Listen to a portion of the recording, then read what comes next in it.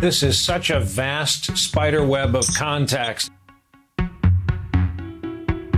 This data that will be transferring between phones will now be encrypted. What more do we know about how this is actually going to work? The clamor to improved contact tracing has seen nations like Israel, Singapore, South Korea, and of course China using a combination of location data, video camera footage, and credit card information to track and contain COVID-19 in their countries. We're prepared and we're doing a great job with it, and it will go away. Just stay calm. It will go away. The U.S. has lagged behind, but Google and Apple are feverishly building a contact tracing platform scheduled for release in mid-May. It will enable the use of Bluetooth technology to help governments and health agencies reduce the spread of the virus by tracing people who have come into close contact with COVID-19. But how exactly this information will be used in the future and with whom is an open question.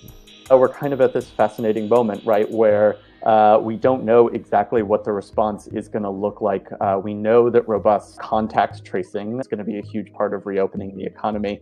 And we know that we have to balance that with privacy concerns somehow, but we don't know exactly what the balance is going to look like. And I leave it up to the epidemiologists to say whether you need to be as repressive as China, or if there are ways to protect privacy. We might not have a ton of time to debate it. And that's kind of the problem. There are currently few legal protections from data misuse or abuse. And while some states do have some laws in place, progress on this front has been halted. There was some privacy momentum in Congress before the pandemic hit, and that's been destroyed for obvious reasons. California passed a privacy law a couple of years ago, and there's been a lot of work to try to improve it as it goes into effect this year. A bunch of other states had been considering privacy legislation as well, like Washington State and New York. And then COVID comes, and a lot of the state legislatures have just pretty much shut down.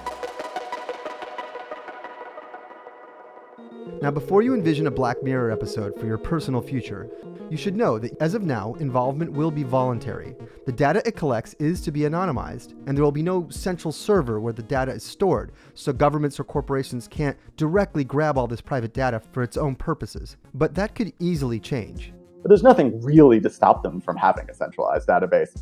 It's only kind of the restraint of our expectations. If our expectations were to become overturned and again shift tremendously over to safety, it could become a lot more Orwellian a lot quicker. There's many scenarios that could be quite troubling. Your information could be given to insurance companies, and it could be used as a pre-existing condition that prevents you from getting insurance, or as a reason to charge you much higher prices. The information could be sold to data brokers who could then package it to anyone that they want.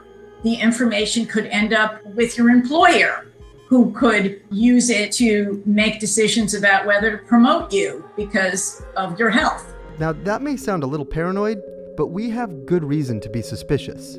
These are entities that already collect enormous amounts of our data in a commercial context, and whose mishandling of data has come under fire in the past. Exhibit A. Cambridge Analytica. Cambridge Analytica? Cambridge Analytica. We just traded away like everything there is to know about ourselves, for Farmville. And I think that people are starting to realize that wasn't a good trade. In 2016, the big data company Cambridge Analytica took the personal data of millions of Americans from Facebook. They packaged it and sold it so that political groups could then target parts of the population with narrow-casted messages. People were sharing information with friends, and they weren't necessarily expecting that data to be shared by a company like Cambridge Analytica that was making use of it to build political profiles and then serve specific advertisements or propaganda.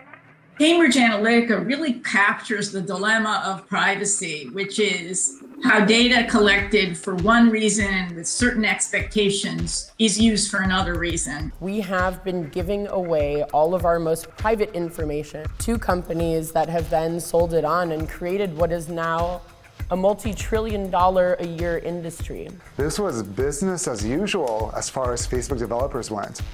This scandal resulted in the Federal Trade Commission's fining of Facebook for $5 billion, as well as a general push for broader privacy laws. We didn't take a broad enough view of our responsibility, and that was a big mistake. And it was my mistake, and I'm sorry. What you're seeing is a greater bipartisan concern about the power of these dataopolies and how do we rein them in. So how do we know this isn't going to happen this time? The answer comes back to those privacy protection laws that have been put on hold because of the pandemic. If there had been a national privacy law enacted before the pandemic hit us, we probably would have been in a better position to respond to it with data. But even if there was a national privacy law in place, contact tracing is actually pointless if we don't have widespread testing to go along with it, which we don't. So what is this about? Is this a smokescreen for collecting a lot of data? Is the data truly going to stay anonymized or aggregated? The pandemic is showing why a general privacy law is so important, because there's so much confusion around data collection, concern that there will be overreach, and lack of rules about how the information could be reused for other purposes. Laws are going to be needed to stem a lot of this corporate data collection. And I think you're only going to see those efforts continue. Short term, I think they may be delayed because of COVID, but I think the fundamental concerns around overly broad corporate collection aren't going away.